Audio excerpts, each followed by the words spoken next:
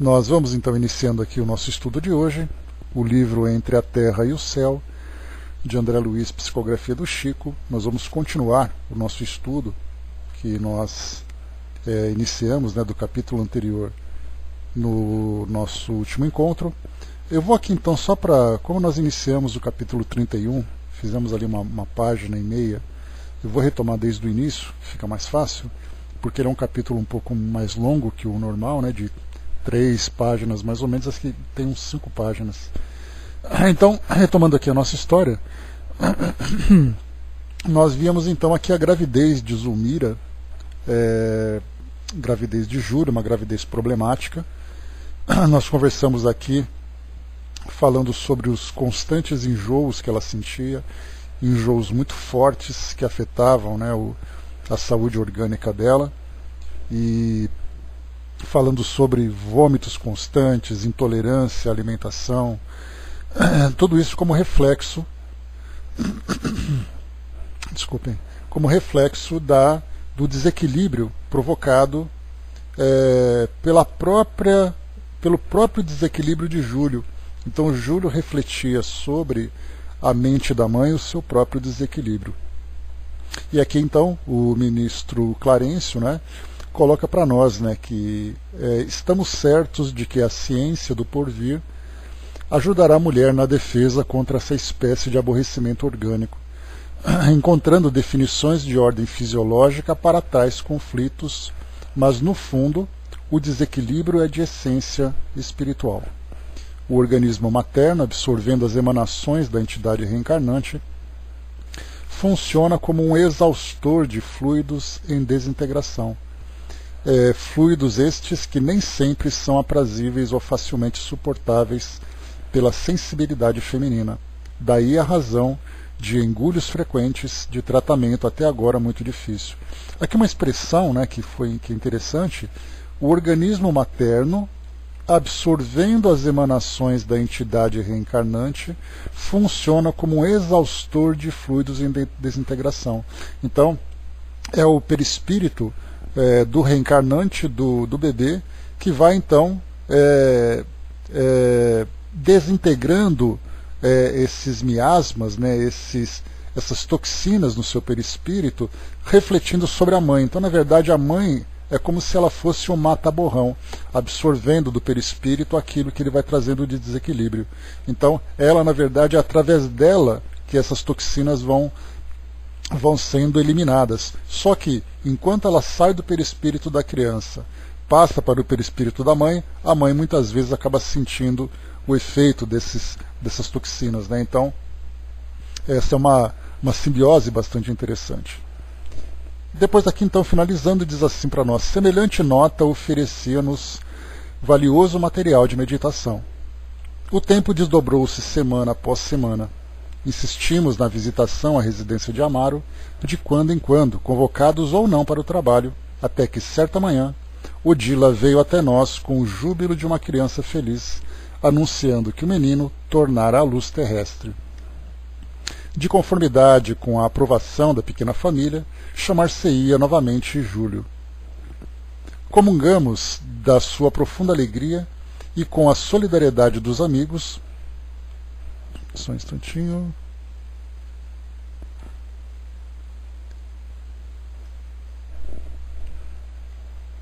Voltando, pessoal. Me dá um ok, por favor, na área de texto. Ok.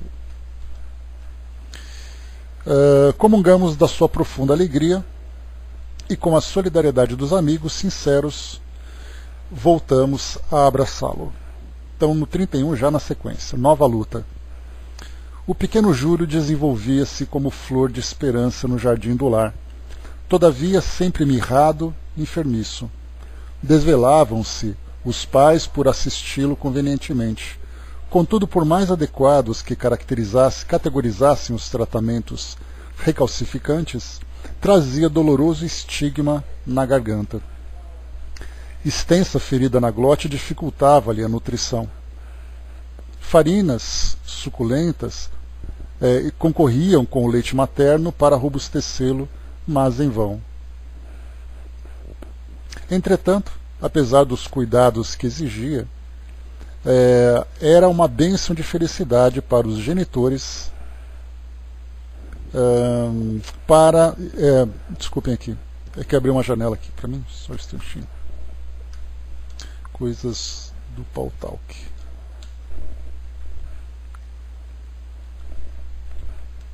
Rapidamente, só um instantinho. Pronto.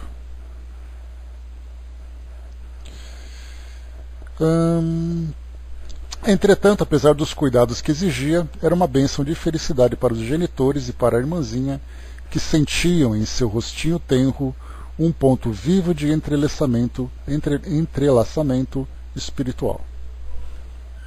Muitas vezes conchegamo-lo ao coração, rememorando os trabalhos que lhe haviam precedido o regresso ao mundo, assinalando a ternura otimista com que Odila, transformada em generosa protetora da família, lhe acompanhava o desabrochar. Aqui a gente fez um comentário também no encontro passado, bom dia Angelina, colocando a questão dos espíritos protetores, dos espíritos familiares, dos anjos guardiões, né? Então a gente viu aqui que Odila era um espírito familiar, um espírito próximo, que se tornou protetor, é aquele que se encontrava mais próximo, mantendo-se ele sempre em vigilância para ajudar a família no que era necessário, obviamente respeitando as suas limitações, e quando necessário ele então recorria a alçadas superiores para poder pedir ali assistência mais específica, né, uma assistência mais abrangente, né, mas são os espíritos que estão sempre próximos a nós. Então, como a gente conversou na questão quem são os espíritos protetores, quem são os nossos anjos guardiões, os nossos mentores espirituais, nessas diversas expressões que nós utilizamos, nós vemos então ali essa questão exatamente da hierarquia, onde nós temos esse anjo guardião, como é chamado, né, ou aquele nosso orientador principal, nós temos aquele mentor do nosso trabalho, esses mentores são aqueles que muitas vezes se aproximam de nós para nos acompanhar numa determinada tarefa, e nós temos aqueles que são os espíritos familiares, que são aqueles que ficam mais próximos do nosso cotidiano, né? Lembrando que esses familiares muitas vezes se emparelham conosco no grau de evolução, tendo ali a diferença de estarem num plano diferente do nosso, com uma visão mais ampla, com ali com possibilidades maiores, né, de recursos e tudo mais, né, enquanto que os mentores vão nos ajudando ali na nossa caminhada propriamente dita, né, enquanto que os nossos familiares nos acompanham muitas vezes passo a passo naquilo que a gente vai fazendo no nosso cotidiano. O Pequerrucho já começava a falar por monossílabos, em vésperas do primeiro ano de renascimento, quando nova luta surgiu. O inverno chegara rigoroso e vasto, surto de gripe espalhara-se ameaçador. A tosse e a influenza compareciam pertinazes em todos os recantos, quando, num dia de grande trabalho para nós, eis que a genitora de Evelina veio novamente ao nosso encontro. Dantes procurava assistência para Zulmira, agora demandava auxílio para Júlio. O menino, assaltado por teimosa amidalite, jazia prostrado, febril. Dirigimo-nos incontinente para o lar do ferroviário. Com efeito, o vento soprava úmido sobre o largo espelho da Guanabara. As ruas, pela vestimenta pesada dos transeundes, davam ao rio o aspecto de uma cidade fria. Alcançamos, sem detença, o domicílio de Amaro. André colocou, né? Resumindo, temos muitos nos ajudando, incentivando, né, e não escutamos, né? Pois é, essa nossa dificuldade de estabelecer essa conexão com o plano espiritual se dá exatamente, primeiro, pela própria influência do mundo material, que causa para nós, né, impressões muito mais marcantes pelas nossas preocupações, pelas nossas tendências, pelos vícios que nós vamos alimentando, né? Então isso faz com que nós prestemos muito mais atenção no mundo material do que no mundo espiritual. Não que o mundo material não mereça atenção, o problema é que a gente concentra a nossa atenção em elementos que acabam sendo muito mais distração do que necessidade. E a segunda parte, na conexão com o plano espiritual, é a falta de uma fé raciocinada, de uma fé viva, de uma fé consciente dessa realidade, desse intercâmbio com o mundo espiritual. Porque geralmente a gente alimenta a nossa fé, mas ela é uma fé muito mais superficial e ilusória do que realista. Então a gente acredita torcendo para que seja verdade, sendo que na verdade nós teríamos que acreditar com uma convicção da realidade, né? Então, por isso a gente fica muito perdido aqui no mundo material. A doutrina veio trazer para nós esse esclarecimento e, claro, né, embora ela apresente para nós toda essa teoria, toda essa linha de raciocínio tão sólida, nós ainda temos as nossas dificuldades, exatamente porque para nós ainda precisamos ver para crer, né? E eu me recordo de uma comunicação que eu recebi numa solicitação que eu pedi ao plano espiritual, numa dúvida de estudos que nós fazíamos, dúvidas pessoais, e aí então o espírito disse assim: muitas vezes nós queremos ver para crer, mas na maioria das vezes nós precisamos crer para poder ver, né? Então é o caminho contrário àquilo que nós estamos vivendo, né? Todos nós, Andréia, não é um privilégio de um, ou não é o azar de um ou de outro, né? Todos nós estamos passando por essa fase de desenvolvimento da nossa fé, das nossas certezas, né? Ou seja, nós estamos todos nos espiritualizando. Então por isso que a questão da fé é muito subjetiva. Cada um sente de um jeito muito particular. E não quer dizer que aquele que seja mais ou menos espiritualizado seja menor ou pior, né? Na verdade, assim, o que determina para nós o crescimento pessoal é a transformação íntima que nós vamos sofrendo. Se essa transformação vem acompanhada com essa maior aproximação com o plano espiritual, nós estamos absolutamente no caminho certo, né? Agora, se nós queremos nos aproximar do plano espiritual em espiritualização, mas não transformamos isso numa realidade aqui do mundo material, acaba sendo uma mera ilusão, né? Bom dia, Júlia. A Angelina colocou, né? Aparece na tela. Só um instantinho.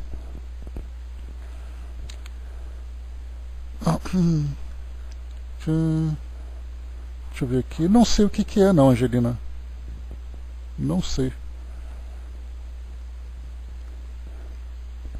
Vamos lá. Bom, sigamos em frente, né? Importante que vocês estão me ouvindo. Vamos lá. Alcançamos sem detença o domicílio de Amaro. O quadro à nossa vista era indubitavelmente constrangedor.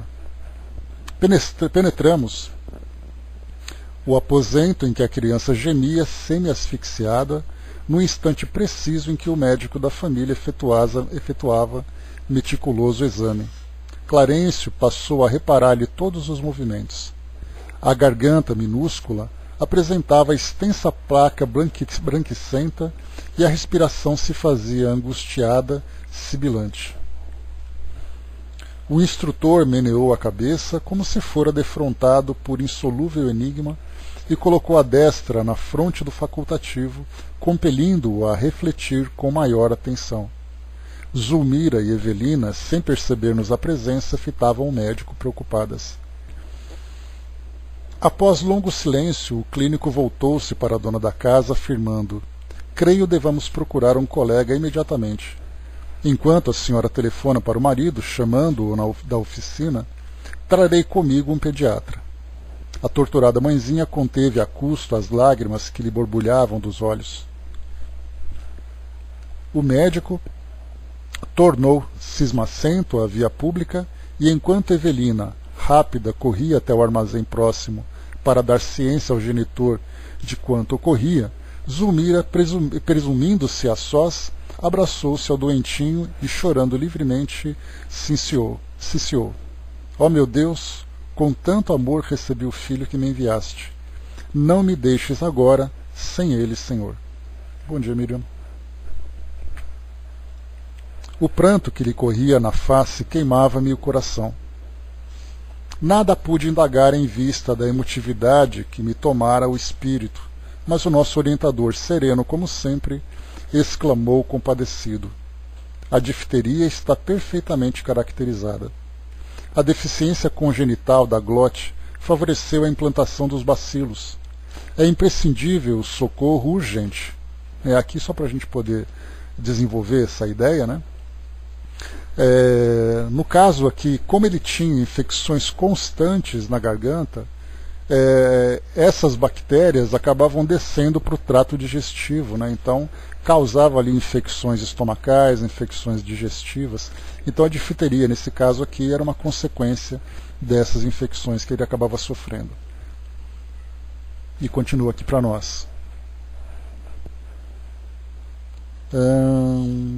O instrutor começou a mobilizar recursos assistenciais de maior expressão quando o ferroviário, desolado, ingressou no aposento.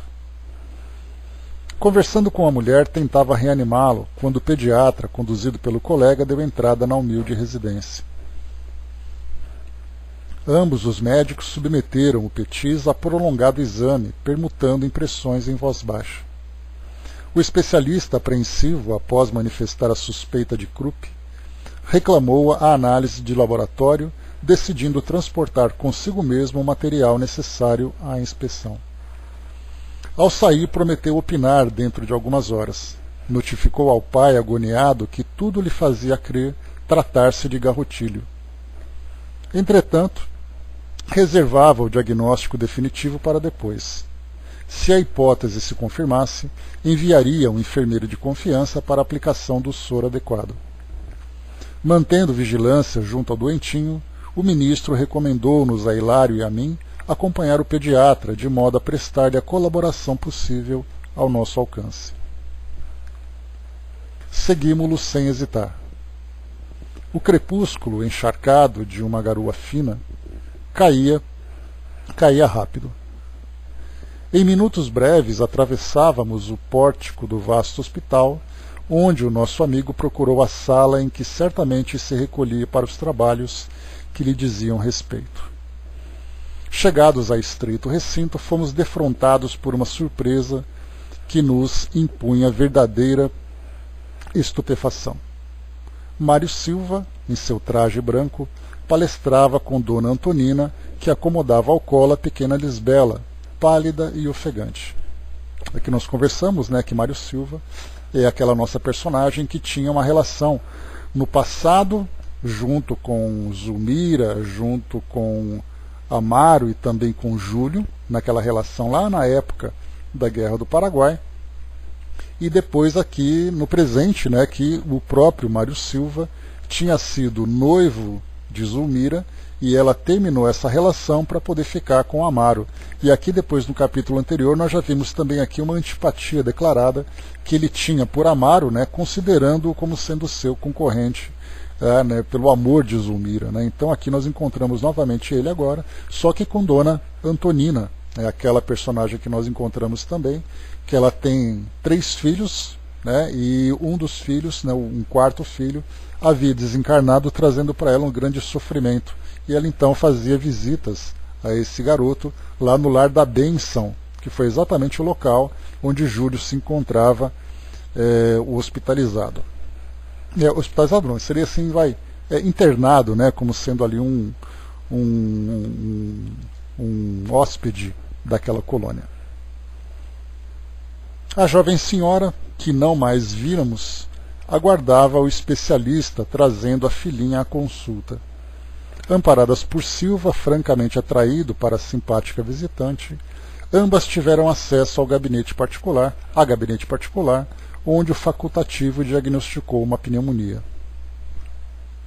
Antonina foi aconselhada a voltar de imediato ao ambiente doméstico para a medicação da filha. A penicilina devia ser administrada sem qualquer dilação. Mário, demonstrando imenso carinho pela criança, prontificou-se a assisti-la. Traria um automóvel e atenderia ao caso pessoalmente. O chefe passeou o olhar pelo mostrador do relógio e aqueceu ressalvando: "Bem, você pode cooperar com as nossas clientes, mas eu preciso de seu concurso em bairro distante às 22 horas. O rapaz assumiu o compromisso de regressar a tempo e um táxi recolheu o trio, rolando na direção da casinha que visitáramos certa vez. A gente lembra que na casa de Antonina é onde nós tínhamos ali o Leonardo, né, que era o avô dela, que tinha sido aquele soldado na época da Guerra do Paraguai, e com quem, inclusive, né, ele também tinha, né, uma relação com ela própria, uma relação amorosa no passado, né? Então ele voltou com a própria neta, né, com a própria amante do passado, com quem agora, né, eles tinham se tornado avô, né, de quem eles tinham se tornado avô. Vamos lá.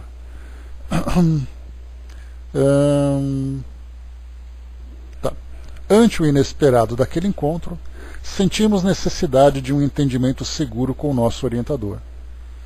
Tornando ao quarto, onde o pequeno Júlio piorava sempre, fizemos breve relato do acontecido. Clarencio escutou com interesse e ponderou preocupado. Não podemos perder tempo. Dirijamo-nos à casa de Antonina. A lei está reaproximando os nossos amigos uns dos outros, e Mário precisa fortalecer-se para exercitar o perdão. Os raios de ódio da parte dele podem apressar aqui o serviço inevitável da morte. Então aqui já dá uma pista para nós, né? Que ele coloca, né, precisa fortalecer-se para examinar o perdão. Os raios de ódio da parte dele podem apressar aqui o serviço inevitável da morte. Então já começa a trazer para nós aqui uma informação que vai chamar aqui a nossa atenção, né? O Flávio colocou, né, na minha infância, faz tempo, né, o Krupp era uma doença muito temida, né? Tivemos as crianças em torno que desencarnaram por essa doença, né? Daí podemos comparar a situação de Júlio, né? Lembrando lá em cima também, né, que a Chaconete também tinha passado por isso na infância. O André colocou nesse que se, né, ele foi casado com Antonina ou foi neta. No passado, na época da Guerra do Paraguai, eles tiveram uma relação afetiva, né? E nessa encarnação atual, ela vinha como neta dele. Então, depois que ele desencarnou, ele continuou ligado a ela, né? Tanto que ele dizia, né, que a minha neta é a única que percebe a minha presença, e na verdade eles tinham uma relação no passado, né? O Dudu colocou, né, tive Krupp, né, e nunca vou esquecer das 10 injeções que recebia de 10 em 10 minutos, né? Uau, dolorido, hein? Vamos lá. Só um instantinho.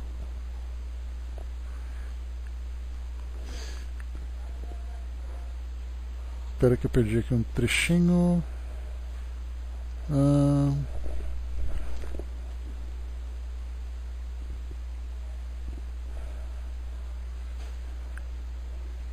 Tá, deixa eu ver aqui. Tá.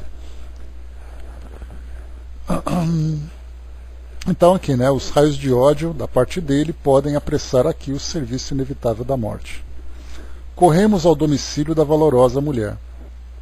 Com efeito, depois de haver iniciado o tratamento providencial da menina, agora acamada, Silva fixava a dona da casa, perguntando a si mesmo onde vira aquele torturado perfil de Madonna. Guardava a nítida impressão de haver conhecido Antonina em algum lugar. Tá. Agradavelmente surpreendido, sentia-se ali como se fora em sua própria casa. E a simpatia não se patenteava tão somente no coração dele. A senhora e os filhos cercavam-no de atenções. Intimamente deslumbrado, o enfermeiro declarava de viva voz estar experimentando uma paz que há muito não conhecia, com que Antonina se regozijava sorrindo. Percebendo que Haroldo e Henrique se mostravam apaixonados pelas disputas esportivas, deu curso à animada conversação em torno do futebol, conquistando-lhes o carinho. Aqui provavelmente falando de um Fla-Flu, alguma coisa assim, né? Crianças falando de futebol no Rio de Janeiro, né? Então, de repente estava nesse clima. A mãezinha, preparando o café, ingressava no alegre entendimento de quando em quando, a fim de podar o entusiasmo dos meninos, quando a palavra deles se evidenciava menos construtiva. Somente no decurso da afetuosa palestra, viemos a saber que nossa amiga se enviuvara. O esposo, segundo notícias recebidas de metrópole distante, havia falecido num desastre, vitimado pela própria imprudência. Lemos no olhar de Silva o contentamento com que obtinha semelhante informe. Começava a registrar insupitável interesse pela vida daquele ninho agasalhante que se lhe afigurava pertencer-lhe. Às 8 em ponto, Antonina, sem afetação, convidou com simplicidade. — Sr. Mário, hoje temos nosso culto evangélico. Quer ter a bondade de partilhá-lo? Incompreensivelmente feliz, o rapaz concordou de pronto. A reunião, nessa noite, foi efetuada ao redor do leito de Lisbela, que não desejava perder o benefício das orações. Um copo de água pura foi colocado junto à cabeceira da pequenina. E de Novo Testamento em punho, acomodados os companheiros, Antonina recomendou a Henrique que fizesse a rogativa inicial. Aqui a gente lembra que, como nós falamos muito na questão do Evangelho no Lar, para nós espíritas acaba sendo, entendido quase como um ritual, o que não deve ser, mas ele acaba sendo compreendido assim. Então, para muitos, a ideia do Evangelho no Lar ele deve ser feito com os livros espíritas, com o Evangelho segundo o Espiritismo, usando aqueles mesmos moldes. E aqui nós vemos simplesmente a reunião do Evangelho feito com o Novo Testamento, lendo uma passagem dos ensinamentos de Jesus, conversando sobre ele, porque esse, de fato, é o seu verdadeiro propósito. Então, aquilo que nós chamamos de Evangelho no Lar, na verdade, nós temos ali essas reuniões feitas em muitos lares, em formatos semelhantes, com nomes diferentes, mas com o mesmo propósito. Então, em vez de nós fixarmos essa ideia do Evangelho no Lar como sendo uma prática exclusivamente espírita, devendo seguir aqueles moldes, nós temos então muitas dessas reuniões que inclusive são sugeridas dentro de igrejas. Nós temos ali os católicos, os evangélicos, que durante ali os cultos de que participam, recebem essa recomendação de também fazerem essa reunião, e não simplesmente comparecerem à igreja, comparecerem ali aos cultos e às missas uma vez por semana, mas também que façam essas reuniões em seus próprios lares. Então, sempre para manter aquele ambiente harmônico, para manter ali aquele ambiente espiritualizado, de confraternização entre a família. O Flávio colocou, quando implantamos o Evangelho no Lar em casa de assistidos, a gente sempre usava o Novo Testamento. Com isso, os familiares que não iam na casa espírita participavam. E o propósito, Flávio? Inclusive, assim, essa recomendação a gente sempre faz, até mesmo nos nossos atendimentos, do atendimento fraterno, para que as pessoas façam essa reunião, independente da crença que tenham. Porque muitas vezes são muitos espíritas que nos procuram, então a gente faz a recomendação, olha, mesmo que vocês não sejam espíritas, abram o Novo Testamento, façam essa reunião e tudo mais, para poder ali criar aquele ambiente espiritualizado. A Chacona te lembrou aqui que faz o Evangelho sozinha, acaba sendo sozinha, mas acaba irradiando por toda a família. A Andréia também, mas sempre me lembro que a sala está cheia, de fato. O Chico que o diga, Andréia? Das histórias do Chico que reclamava, mas por que eu tenho que fazer isso aqui sempre sozinho, E Emmanuel foi lá e aplicou ali um passe para poder ampliar a sua visão, e de repente tinha uma plateia de mais de 100 espíritos acompanhando aquele evangelho solitário que ele fazia ali naquele celeiro, Então, é sempre muito interessante assim a gente aprender um pouco mais sobre essa questão espiritual. Então, e de Novo Testamento em punho, acomodados os companheiros, Antonina recomendou a Henrique que fizesse a rogativa inicial. O menino recitou o Pai Nosso e, em seguida, pediu a Jesus a saúde da irmãzinha doente, com enternecedora súplica. Vimos o nosso orientador acercar-se do recipiente de água cristalina, magnetizando-a em favor da enferma, que parecia expressivamente confortada ante a oração ouvida, e logo após abeirar-se de Silva, que lhe recebeu as irradiações. Bom trabalho, Didima. Quem abrirá o livro hoje? E lá perguntou Haroldo com graciosa malícia, fitando o hóspede inesperado. Certamente nosso amigo nos fará essa honra, disse a genitora, indicando o enfermeiro. Mário, ignorando como expressar a felicidade que lhe fluía do coração, acolheu o pequeno volume sob a atenção de Clarencio, que lhe tocava o busto e as mãos, influenciando-o para a descoberta do texto adequado. O moço, algo trêmulo na participação de um serviço espiritual inteiramente novo para ele, sem perceber o amparo que o envolvia, abriu em determinada passagem, qual se agisse a esmo, passando o livro a Antonina, que leu em voz pausada o versículo 25 do capítulo 5 das anotações do apóstolo Mateus. Reconcilia-te depressa com teu adversário, enquanto te encontras a caminho com ele, para que não aconteça que o adversário te entregue ao juiz e o juiz te entregue ao oficial para que sejas encerrado na prisão. O dirigente do culto, que naquela noite se revelava mais retraída, pediu a interpretação dos meninos que, de modo ingênuo, se reportavam às experiências da escola, afirmando que sempre adquiriam a paz buscando desculpar as faltas dos companheiros. Haroldo asseverava que a professora sempre sorria contente quando lhe via a boa vontade, e Henrique salientou haver aprendido no culto do lar que era muito mais agradável o esforço de viver em harmonia com todos.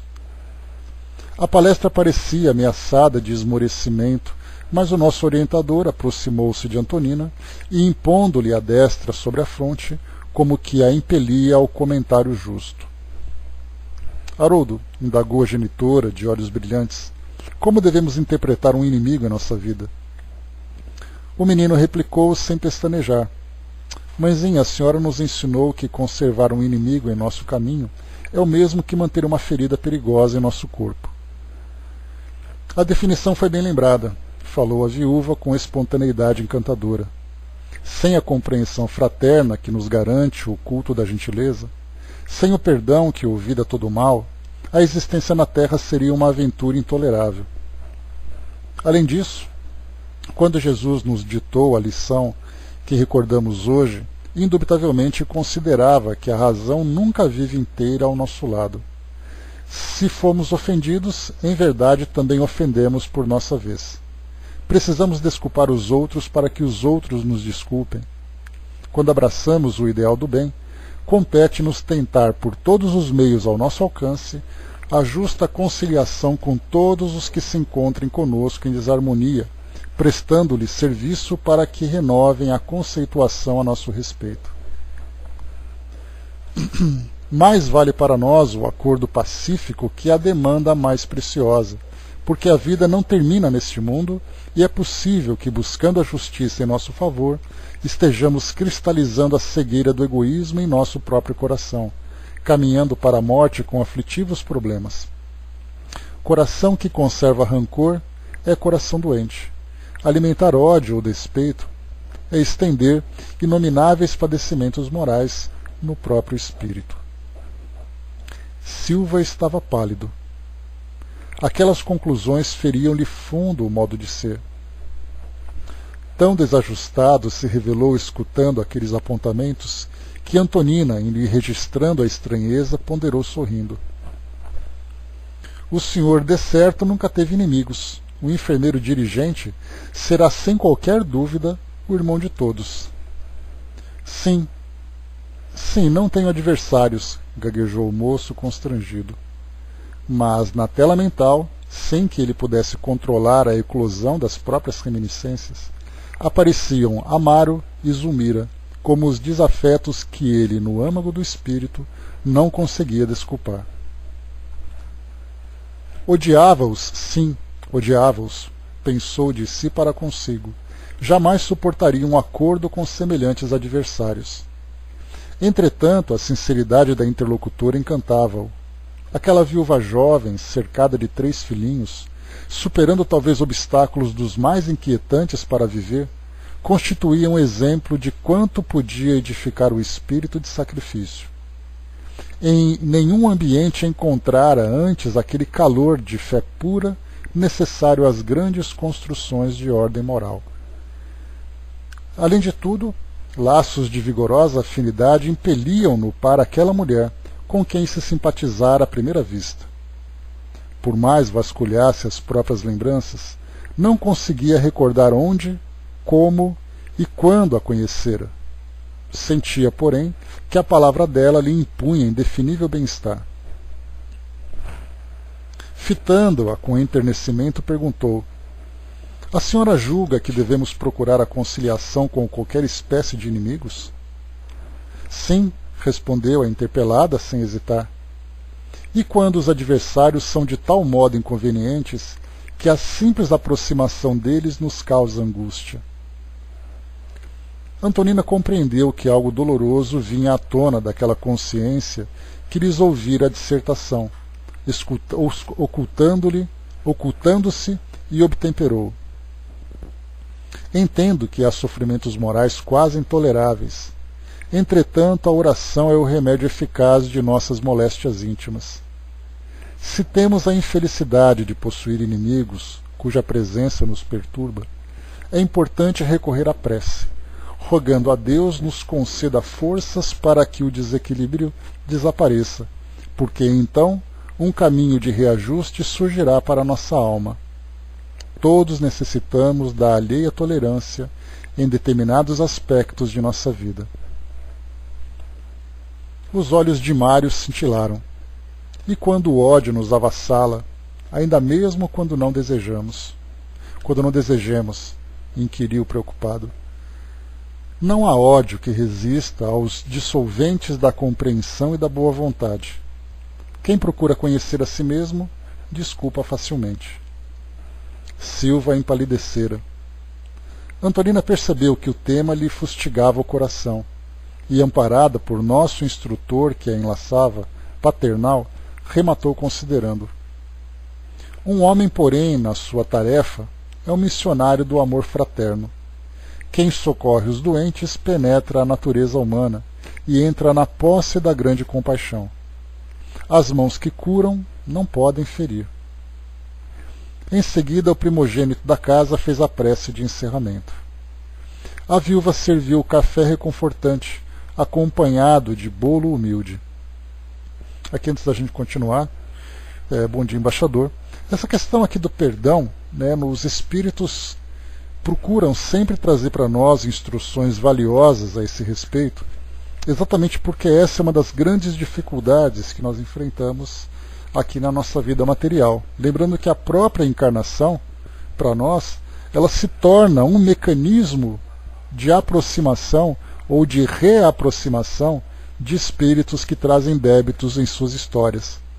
E essa reaproximação é uma necessidade para a dissolução desses sentimentos inferiores, desses sentimentos negativos que nós ainda alimentamos.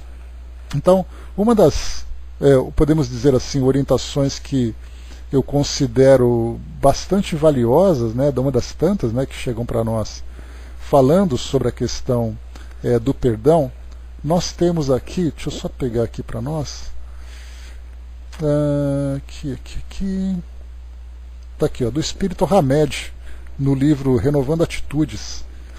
Uma passagem da mensagem dele a respeito do perdão, ele diz assim: uma das ferramentas básicas para alcançarmos o perdão real é manter-nos a certa distância psíquica da pessoa-problema, ou das discussões, bem como dos diálogos mentais que giram de modo constante em nosso psiquismo, porque estamos engajados mentalmente nesses envolvimentos neuróticos.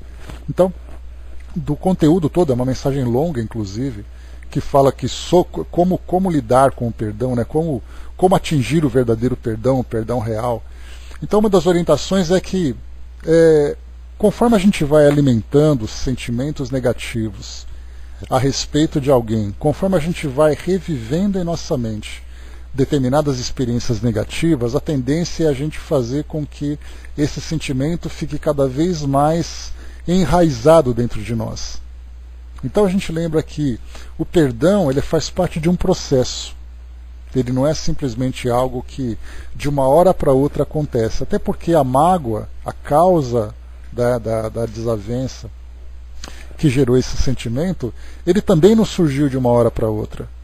Muitas vezes ele vem sendo alimentado, ele vem sendo construído dentro de nós, se nós podemos dizer assim, a respeito de algo tão negativo, mas ele vem sendo construído gradualmente. E ele não é simplesmente sendo demolido de uma hora para outra que as coisas vão se resolver. Então uma das dicas, né, que Hamed trouxe para nós aqui é exatamente isso, né, manter essa distância psíquica. Então assim, eu não vou ficar procurando naquele indivíduo os seus defeitos, eu não vou ficar revivendo aquela mesma história, não vou ficar pensando naquilo, deixa que as coisas vão se acalmando naturalmente na minha mente, que depois, conforme é que a própria orientação trazida, né, pela nossa... aqui nesse capítulo, é capítulo 31 que a gente está lendo, Andréia, que conta aquele trechinho do Evangelho no lar aqui feito na casa de Dona Antonina. Então ele vai colocar assim para nós, né, que a partir dessa neutralidade que a gente alcança, ele vai dizendo assim, vai acontecer o seguinte, então, conforme ela diz aqui: entendo que há sofrimentos morais quase intoleráveis. Entretanto, a oração é o remédio eficaz de nossas moléstias íntimas. Se temos a infelicidade de possuir inimigos, cuja presença nos perturba, é importante recorrer à prece, rogando a Deus nos conceda forças para que o desequilíbrio desapareça, porque então um caminho de reajuste surgirá para a nossa alma. Então, quando nós neutralizamos esse sentimento dentro de nós, nós ficamos mais abertos, ficamos mais tendenciosos a aproveitar as oportunidades que vão surgindo. Então, por exemplo, surge, vou colocar uma situação hipotética, por acaso uma reunião familiar, uma reunião de amigos, onde nós vamos encontrar com aquele indivíduo. Se eu vou armado com essa antipatia, só de saber que aquela pessoa estará lá, eu já vou me desanimar. Ao encontrar com ela, já vou me aborrecer. Se eu neutralizo esse sentimento, ao encontrá-la, eu posso até ficar surpreso, mas aquele sentimento de animosidade já não existe mais. E aí então a vida vai encontrando várias e várias situações de fazer com que nós vamos nos reaproximando. Se não nessa existência, numa existência próxima. Mas o importante é que a gente vá cada vez mais dissolvendo dentro de nós esse sentimento de rejeição. E continua aqui para nós então. Deixa eu ver que o Arnaldo colocou, né? Até para desenvolver doenças e enfermidades nos é exigido disciplina e rotina de pensamentos e atitudes negativas, né? E quantas doenças vão surgindo, né, Arnaldo? Por causa dessa concentração de energias negativas causadas pela mágoa, né? Pelo rancor. E muitas vezes até pelo ódio, né? Pela forma como isso vai se desenvolvendo. A viúva serviu o café reconfortante acompanhado de um bolo humilde. A conversação prosseguia animada, todavia o hóspede consultou o relógio e reparou que o tempo lhe exigia a retirada. Deu instruções a Antonina quanto à medicação da doentinha e pediu respeitoso para voltar no dia imediato, não somente para rever Lisbela, mas também para palestrar com os amigos. A senhora e as crianças aqueceram felizes, afirmando-lhe que seria sempre bem-vindo, e Mário, com um sentimento novo a lhe brilhar nos olhos, seguiu dentro da noite como quem caminhava tangido por abençoada esperança ao encontro de novo destino. Capítulo 32, sem mais delongas. Recapitulação. De volta ao hospital, o enfermeiro não encontrou pessoalmente o chefe, que se ausentara, constrangido por serviço urgente, mas recebeu das mãos de velha auxiliar a papeleta de instruções. O rapaz leu a ficha atenciosamente. Um menino perfeitamente caracterizado nas indicações, atacado de croup, exigia socorro imediato. De posse do endereço e munindo-se do material imprescindível ao tratamento, Silva rodou num ônibus para a casa de Amaro. Acolhido cortesmente pelo dono da casa, não ocultou a perplexidade que o possuiu de assalto. Identificado pelo ferroviário que lhe exprimia gentileza e contentamento na saudação, tartamudeava alguns monossílabos desapontado e espantadiço. Revelava-se-lhe a decepção na extrema palidez no rosto. Então, refletia acabrunhado, era aquela casa que lhe cabia atender? Se soubesse de antemão, teria solicitado um substituto. Não pretendia reaproximar-se dos desafetos dos quais se havia distanciado. Abominava o homem que lhe furtara a noiva e não podia lembrar-se de Zulmira sem observar-se tocado de insólita aversão. Muita vez, rememorando o passado, calculava quanto ao melhor meio de aniquilar-lhe a existência. Por que lhe competia revê-la? Por que salvar-lhe o filho se experimentava ímpetos de incendiar-lhe a casa? Entretanto, algo interferia em suas reflexões. Antonina e os filhinhos, no culto do Evangelho, tomavam-lhe a tela mental. Parecia-lhe ouvir de novo a palavra meiga e sincera daquela mulher valorosa, repetindo-lhe ao coração: as mãos que curam não podem ferir. Um enfermeiro diligente será sem dúvida o irmão de todos. A vida não termina neste mundo. Precisamos desculpar os outros para que os outros nos desculpem. Anotando-lhe a hesitação e propondo-se colocá-lo à vontade, Amaro solicitou em voz súplice: entre, Mário. Conforta-me reconhecer que recebemos o concurso de um amigo. E, indicando o quarto próximo, acrescentou: Zulmira está lá dentro com nosso filhinho. Já me entendi com o médico pelo telefone e sei que o CRUP foi positivado. O enfermeiro impassível obedeceu maquinalmente. Varou a câmara, perturbado, lívido. Quando viu a mulher que amara apaixonadamente trazendo o pequenino no colo, registrou súbita vertigem de revolta. Incapaz de controlar-se, sentiu que estranha aflição lhe oprimia o peito. A volúpia da vingança enceguecia-o. Zulmira pagar-lhe-ia caro a deserção. Pensava, de olhos fixos na maternidade dolorosa, que ali se exteriorizava em mortificante padecimento. Contemplou a criancinha que a dispneia agitava e deu curso à incontida animosidade. Tinha a impressão de odiá-la de longa data. Ele próprio se surpreendia sobressaltado. Como podia detestar assim um inocente com tanta veemência? Aqui só para a gente lembrar, né, que Júlio tinha sido ali também, né, um daqueles que, na verdade, foi o primeiro que acabou se envolvendo com aquela dançarina que nós vimos, e aí então acabou passando ali, né, outros amores foram sendo trocados naquela situação toda, e aí então nós vimos Zulmira, Júlio, Amaro, Silva, todos eles envolvidos naquela relação do passado, de traições, né, de decepções, de suicídio. Então uma situação extremamente complexa daquele passado.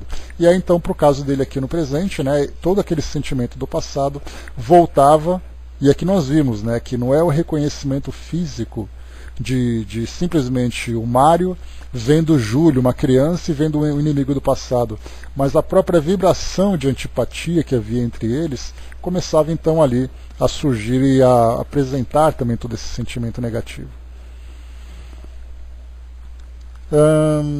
Então ele próprio se surpreendia sobressaltado. Como podia detestar assim um inocente com tanta veemência? Mas acreditando justificar a terrível disposição de espírito com a circunstância de achar-se ali, o fruto de uma ligação que lhe era insuportável, não procurou analisar-se. A ideia de que Amaro e a esposa sofreriam irreparavelmente com a morte do Petis acalentou-lhe o duro propósito de esforço. A felicidade daquele templo doméstico dependia, naquela hora, de sua atuação, e se cooperasse com a morte, auxiliando aquele rebento enfermiço a desaparecer. A pergunta criminosa transpassou-lhe o pensamento como um estilete de treva. Contudo, a lembrança do culto de oração, no lar de Antonina, voltava-lhe à cabeça. O Flávio lembrou aqui, né, aquele magnetismo afetava o Mário, buscando, sem entender, os arquivos escondidos no fundo da memória, né? Então, É uma situação assim poderosa nessa força das energias, essa força do magnetismo, da forma como isso age sobre nós. Somos nós encarnados aqui que ignoramos o poder dessas forças, né? Porque a gente acha que é tudo muito matéria, tudo é muito palpável, mas aquele mundo sutil que nós estamos vivendo, né, e do qual nós somos envolvidos, tem uma força muito grande. Então, quando nós tivermos uma compreensão mais profunda, a gente vai ter um cuidado simplesmente começando pelo nosso pensamento. Aquilo que nós pensamos, o modo como nós concentramos nossas ideias, o efeito que isso provoca sobre nós, o efeito que isso provoca sobre os outros, os ambientes que são impregnados por essas mesmas energias. Olha quantas situações existem aqui no nosso dia a dia, simplesmente no campo do pensamento. Quantas doenças são causadas por causa disso tudo. E quando nós começarmos a viver em plena harmonia de pensamento, nós teremos uma grande revolução. E é exatamente essa a expectativa que nós temos ao alcançarmos os mundos mais felizes. Dá para a gente imaginar como são esses espíritos que vivem de um modo absolutamente transparente uns com os outros. Então, os espíritos não têm nada a esconder, não têm nada a temer, é uma confiança mútua, é um amor muito claro, muito verdadeiro. Enquanto nós aqui, vivendo ainda, né, dentro desse corpo denso, desse corpo material, nós ocultamos dentro de nós todas essas nossas ideias, esses nossos pensamentos, e por não termos essa percepção daquilo que acontece à nossa volta, nesse mundo, nesse campo sutil do pensamento e das energias, a gente vive como se isso não tivesse, como se isso não fizesse parte da nossa realidade, como se fosse apenas uma ilusão, apenas uma fantasia. Então, quando nós começarmos a controlar os nossos pensamentos, a modificarmos as nossas ideias, nós certamente teremos uma grande transformação no nosso mundo. Né? E a orientação de Jesus, né, André? Vigiai e orai, é exatamente ali o nosso grande lema, para nos relacionarmos de um modo saudável com essas energias à nossa volta. Então nós vemos aqui que Mário começou então a levantar a possibilidade de facilitar a morte daquele garoto para poder machucar aquele casal, machucar aquela família. Por isso colocado para nós, né? A pergunta criminosa traspassou-lhe o pensamento como um estilete de treva. Contudo, a lembrança do culto da oração no lar de Antonina voltava-lhe à cabeça. As consoladoras afirmações da mãezinha de Lisbela regressavam-lhe aos ouvidos. Vale sempre mais o acordo pacífico. Não devemos nutrir qualquer espécie de aversão. Quem ajuda é ajudado. Ninguém se eleva aos mais altos níveis da vida com endurecimento espiritual. Nunca sabemos realmente até que ponto somos ofendidos ou ofensores. O perdão é vitória da luz.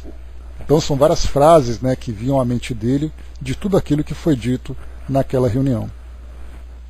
Os relatos da palestra edificante afiguravam-se-lhe rédeas intangíveis a lhe sofrearem a expansão dos malignos desejos. Né? Certamente que sim, né, Chaconete, mas é toda uma questão de condicionamento. Né? O primeiro passo para que a gente possa promover essa transformação é o esclarecimento. A gente tem que entender essa realidade, a gente tem que compreender, né, que isso faz parte da nossa vida, a gente tem que depois começar a elaborar estratégias para podermos ter esse autocontrole. Porque, de um modo geral, aqui no nosso mundo, a gente vai perceber que essa questão do pensamento, a gente sempre classifica isso como sendo um segredo íntimo. Então, aquilo que eu penso a respeito de alguém, aquilo que eu penso num determinado momento, eu fico tranquilo porque é uma coisa minha. Ninguém sabe o que acontece, então eu vou continuar pensando da mesma forma. Vivendo, né, nessa nossa na vida de sociedade dentro dos nossos lares, num ambiente profissional, num ambiente acadêmico, seja lá onde for, a gente vai viver tranquilamente guardando os nossos segredos. Né? E aí então, quando a gente começa a ter essa ideia de pensar assim, bom, primeiro que eu não estou sozinho. Né? Paulo, lá nas suas cartas, ele já dizia que nós somos observados por uma nuvem de testemunhas. E isso não é apenas uma passagem bíblica, né, uma citação moral, é uma realidade. Segundo, a gente aprende que o nosso pensamento nos afeta diretamente, seja objetivamente interferindo aqui na nossa saúde física, na nossa saúde psíquica, como também acaba irradiando no ambiente à nossa volta. Então nós somos influenciados e nós influenciamos. Então tudo isso para nós acaba sendo uma teoria para trazer para nós um esclarecimento dessa realidade. O segundo passo é a nossa vontade de começar a mudar. Essa é a parte difícil. Porque então a gente vai pensar assim, como acontece de um modo mais prático, em vez da gente pensar no nosso pensamento, que é algo ainda bastante abstrato, vamos pensar em algo mais real. A gente está fazendo uma dieta. Então eu tenho toda aquela mesa farta, cheia de opções, com frituras, com doces, com guloseimas diversas, com alimentos com as mais variadas, com mais variados preparos e coisa e tal. Então eu tenho ali tudo à minha disposição. Eu vou comendo tudo. Aí primeiro eu vou fazer assim, bom, eu não vou comer tudo porque eu vou passar mal. Eu vou ter enjoo, depois eu vou sentir dor de barriga, eu vou sentir aquela náusea, aquela coisa toda, então eu vou moderar na minha comida. Aí eu começo então a escolher o que eu vou comer. Aí depois eu começo a ficar um pouco mais consciente, porque eu vou pensar assim, bom, eu posso comer aquela feijoada com aquele torresminho, eu não preciso comer tanto, eu posso comer leve. Aí depois então eu começo a, em vez de querer pegar aquela feijoada pesada, eu começo a fazer opção por uma salada mais leve, por uma quantidade menor, aquele doce que não tenha tanto açúcar, mas tem ali um preparo mais saudável, vou escolhendo ali uma comida que não me intoxique tanto. Então, na verdade, assim, o nosso pensamento, as nossas ideias, é essa mesa farta. Inicialmente a gente quer encher a cara comendo tudo, até passar mal, até ficar roliço, né? Primeiro engorda, depois tem ali, passa mal do trato digestivo, depois começa a ter problemas metabólicos, aí eu começo a me conscientizar. Aí eu faço aquele pequeno curso de como obter uma dieta saudável. Aí vem ali o nutricionista e começa então a passar para mim qual é o melhor cardápio, como é que eu posso preparar a comida e coisa e tal, e eu começo a fazer parte do meu dia a dia. Aí quando você vai fazer assim aquela fritura toda, eu penso assim, bom, não vou fazer uma fritura porque não é tão bom assim, né? Então vou fazer uma coisa mais grelhada, uma coisa mais leve. Olha só, naturalmente eu saí daquela coisa gordurosa, daquela coisa frita, que é uma delícia, não tenhamos dúvida nenhuma disso, mas eu opto por uma coisa mais grelhada, por um assado, alguma coisa feita de um modo mais saudável, mais tranquilo. Então eu acabei mudando a minha dieta em meu próprio benefício. Então nós podemos trocar o pensamento que é abstrato por uma alimentação que é uma coisa mais concreta. E o processo é o mesmo. A luta para a gente sair daquele cardápio gostoso, aquele cardápio pesado, para um cardápio mais leve é a mesma coisa. Eu dizer para vocês assim, olha, o chocolate não faz bem, tá? Então a partir de hoje vocês não comem chocolate. O café também não é muito bom para o aparelho digestivo, não é bom para os dentes, não é bom para o intestino. Tira um pouco do açúcar também, do sal, é bom diminuir um pouco do sal. Vai chegar uma hora que vocês falam, para, eu não quero mais saber disso. Ou eu posso dizer, realmente você tem razão. Eu vou tentar fazer um pouco melhor. Até que chega uma hora que a gente começa a ter aquela dieta absolutamente saudável, nutritiva, prazerosa e saudável. Mas nós mudamos o nosso paladar. Nós educamos o nosso paladar. Então, da mesma forma que nós educamos o nosso paladar, nós habituamos o nosso corpo a essa nova dieta, a mesma coisa acontece no campo da mente e do pensamento. Né? Então, pois é, né, Flávia? A gente come muito mais por gulodice do que por necessidade, né? Então, quer dizer, temos que fazer esse trabalho de reeducação. A mesma reeducação orgânica é também a reeducação do pensamento. Então e a melhor forma disso também, né, da mesma forma que nós temos, como Hamed trouxe para nós, que para poder trabalhar o perdão é manter uma distância psíquica daquele com quem nós temos o conflito, educar o nosso pensamento é nós nos mantermos distantes daquilo que para nós é uma toxina. Por exemplo, nós temos o hábito de assistir programas na televisão que nos instigam a esses sentimentos de revolta, a esses sentimentos que trazem para nós essa antipatia. Afastemo-nos disso. Se você se sente revoltado com a política e você percebe que essa sua revolta é improdutiva, para de ler notícias sobre isso, para de se envolver em discussões sobre isso. Se você não gosta daquela pessoa, para de pegar informações sobre ela. Porque nós somos constantemente bombardeados com essas notícias, com esses estímulos, que vão alimentando cada vez mais esses sentimentos nossos. Lembra que eu falei para vocês, né, que esse ambiente político, esse cenário político que nós estamos vivendo nesses últimos meses, né, desde o ano passado para cá, a gente cria antipatia pelas pessoas, a gente acaba entrando em discussões improdutivas, a gente cria inimigos. E a pergunta é, por que exatamente isso? O que nós estamos construindo a partir desse comportamento? A gente vai ver que o saldo é zero. Não tem, assim, o nosso lucro é zero. Porque não tem nada de benefício nisso tudo. A gente faz pelo prazer de fazer, pelo prazer de xingar, pelo prazer de brigar, pelo prazer de criticar. Então, quando a gente começa a se afastar disso, chega uma hora que a nossa mente começa a ficar limpa. Porque eu não tenho estímulo negativo nenhum que provoque esse sentimento. Então é uma questão do quê? De informação, de esclarecimento, depois é uma questão de estratégia para que a gente possa se equilibrar, e depois a gente vai vivendo de um modo harmônico naturalmente. Não é à toa que as pessoas fazem muito meditação, que as pessoas gostam muito de retiros. São músicas saudáveis, leituras saudáveis, ambientes saudáveis. A nossa própria visão do mundo vai se modificando a partir do momento em que nós mudamos o nosso mundo interior. Eu olho para fora, para a vida no cotidiano da nossa sociedade. Se eu tenho aquele sentimento amargo dentro de mim, eu vou olhar para o mundo de um modo amargo. Se eu começo a trabalhar esse sentimento harmônico dentro de mim, eu vejo o mundo com muito mais alegria. Então é uma questão de nossa transformação íntima, e cada um tem a sua própria estratégia. Mas a melhor forma é, não alimentemos a nossa mente com aquilo que é negativo.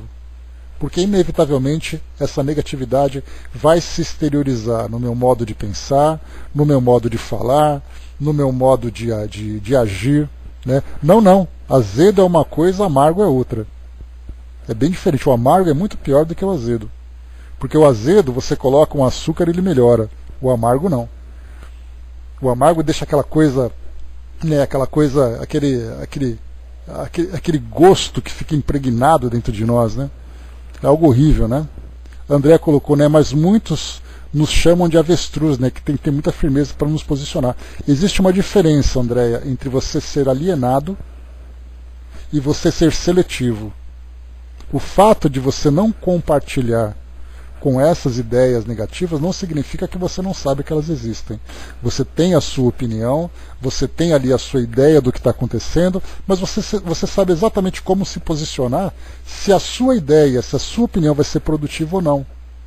O fato de você pegar numa rede social, por exemplo, e você não ficar postando seus comentários sobre questões políticas e sociais que a gente vai vendo no mundo, não quer dizer que você não esteja preocupado com isso. A pergunta é, a sua opinião que você posta numa rede social vai fazer alguma diferença? Ou você vai simplesmente instigar cada vez mais a revolta? Muitas vezes o silêncio é muito mais produtivo do que o estrondo de uma opinião destrutiva. Então existe a diferença entre você querer expressar a sua ideia e você ter sabedoria para expressar a sua ideia. Então não é uma questão de ser avestruz, você está completamente sintonizado com o que acontece à sua volta. Mas a sua atitude é uma atitude de sabedoria, agindo realmente quando há necessidade. Eu me lembro de uma discussão que teve, que não foi uma discussão, era um grupo no Facebook que eu participava que falava sobre educação. E aí então surgiu uma notícia a respeito de uma modificação em algumas escolas, a respeito de funcionamento, de concessão de espaço, uma coisa assim. E aí então eu coloquei uma opinião, né, falando assim, olha que legal que isso está acontecendo. Aí vieram algumas pessoas, né, provavelmente professores, isso é um absurdo, e que não sei o quê, porque a sua opinião está equivocada. Eu só escrevi assim, mas espera aí, mas Do que adianta? Eu sei que isso também está errado, mas vai fazer alguma diferença eu colocar isso aqui para vocês? Se eu tiver que fazer algum comentário, eu vou escrever para a Secretaria de Educação. Que eu vou dizer para eles que eu não concordo, eu não vou dizer para vocês se eu concordo ou não concordo, porque você não vai fazer diferença nenhuma. Claro que com toda a polidez, com todo o cuidado, né? E aí então o silêncio parou. O silêncio ali reinou naquele momento. Porque para que eu vou dizer para o indivíduo que eu não conheço se eu concordo ou não concordo para pegar a opinião dele? A escola vai continuar fazendo a mesma coisa, a mudança vai acontecer do mesmo jeito. Então, se eu quero mudar alguma coisa, eu vou pegar um e-mail lá para a ouvidoria da secretaria e dizer assim, olha, eu não concordo com isso, e vou mandar para os canais competentes. Então, tudo depende do quê? De estratégia que a gente usa para viver em sociedade. Quanto mais barulho nós fazemos, mais barulho retorna. É a questão do eco, né? Então tá ali, né? A Miriam já vem com... Tá vendo? A gente tá falando de coisa séria, de coisa assim elevada. A Miriam já vem assim, já bota uns churros na parada para desequilibrar a conversa, né? Porque não tem como rejeitar churros, né? Então eu não estou em condições de sublimar meu pensamento dessa forma, né? Mas vamos lá. A André colocou, né? Nem eu, né? Não replico a quem não me conhece já sabe, né? Não me envie que não vou repassar. Exatamente. Aquela história de André Luiz, embora ele tenha dito essa expressão para situações assim que podem ser consideradas mais graves, a gente pode ser sutil, né? Sejamos nós a estação final do mal. Se aquilo que você recebeu, você na sua percepção percebe que aquilo não tem nada de produtivo, anula, não repasse. Interrompa o ciclo. Se isso vai por outros canais, é problema de quem passa. Porque eu só posso controlar aquilo que eu faço e eu sei que toda a repercussão daquilo que eu faço vai recair sobre mim. O que os outros fazem é problema de cada um. Alguns aprendem pelo amor, outros aprendem pela dor, né? Nós aprendemos pelo amor, nesse sentido. O Arnaldo lembrou aqui, né? Existe uma corrente de pensamento que a educação é em casa e não na escola, né? Eu vejo que a educação se dá em todos os cantos, concordo plenamente, em casa, na escola, no centro espírita, na sociedade. Com isso esquecemos que a escola tem a obrigação de educar o ser enquanto cidadão. Concordo plenamente, Arnaldo. Né? A gente, em qualquer situação, é oportunidade de aprender. Porque a escola, muito mais do que, embora não seja o tema nosso, né? Mas a escola é um centro de informação, mas também é um centro de convivência. A partir do momento que nós temos convivência, tem que aprender a se educar. E esse ambiente te trazer essa disciplina. E assim como acontece em qualquer outro ambiente. Né? Então, todos os lugares são lugares onde nós vamos aplicar esse nosso conhecimento, esse nosso aprendizado. Vamos lá, né? Muito bem. Eu tenho uma estratégia, né? Uma coisa que, assim, por exemplo, eu uso muito o Twitter, né? Porque eu seleciono ali todos os canais informativos e tal. Então, assim, quando eu bato o olho numa notícia e eu leio a primeira palavra, ou as primeiras palavras que indicam que alguma coisa naquela notícia não vai trazer nada de produtivo, ou vai gerar em mim um sentimento de antipatia. Porque tem pessoas que você gosta, que você não gosta, alguém da política, algum artista que fica se expondo e tal. Eu bato o olho, eu nem leio. Porque eu sei que se eu ler, aquela informação vai ficar ali cozinhando um pouco na minha mente, né? Enquanto eu fico pensando naquilo, eu perco a oportunidade de usar o espaço, né? Ou o funcionamento da minha mente para algo produtivo. Então, assim, eu aprendi a ser muito seletivo para aquilo que eu vou ler. Então, assim, nas conversas, nas redes sociais, nos telejornais, eu não presto atenção naquilo que não tem significado. Os jornais gostam muito de explorar, como aconteceu, por exemplo, ontem, lá no Rio de Janeiro, aquela tragédia toda, ficaram horas e horas e horas falando sobre aquilo. Eu li uma vez a notícia, o que está acontecendo? Foi assim. Como foi o desfecho? Foi assim, pronto. Eu peguei o começo e peguei o final. O que aconteceu no meio, para mim, não me interessou em nada, porque nada daquilo poderia me influenciar positivamente e não tem nada de construtivo naquilo tudo. Foi apenas uma exploração da mídia, que infelizmente é um hábito que a nossa sociedade ainda tem. Então, assim, eu não alimento a minha mente com algo que não é produtivo. E olha que só o que eu tenho na minha mente já me traz problemas. Se eu começar a colocar coisa de fora que é improdutiva, fica pior ainda. Né? Então, olhe lá. Mas vamos lá, pessoal, deixa eu ver aqui o que falta pra gente ver. Pois, exatamente, é um entretenimento muito negativo, né, Chaconete? Que as pessoas gostam de passar o tempo alimentando isso tudo. E é a lei da oferta e da procura, né? As pessoas gostam, os telejornais mostram. Hoje de manhã, por exemplo, eu nem assisti jornal, porque eu tinha certeza que ia falar tudo aquilo que aconteceu ontem.